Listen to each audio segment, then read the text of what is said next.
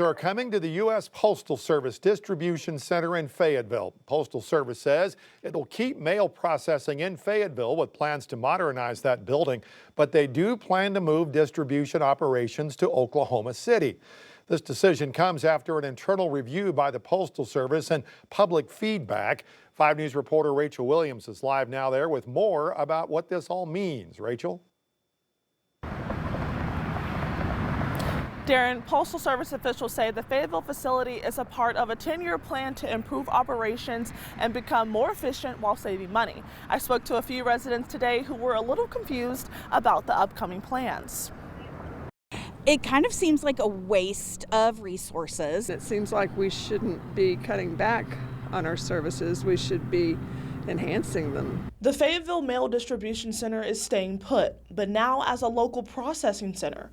Distribution operations are heading west to Oklahoma City. Now we've got more transportation going to Oklahoma.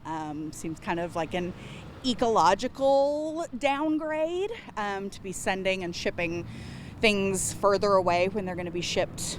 Their final destination is locally. So now if you need to mail something to someone who lives closer than Oklahoma City, it will take longer to get there. And if you need it expedited, you'll have to pay extra for that. And it just kind of seems like another way to charge the consumers more for a business and a company to save money rather than, doing what's best for their customers. Maybe I wouldn't use the post office. I'd use a different service that might be less expensive.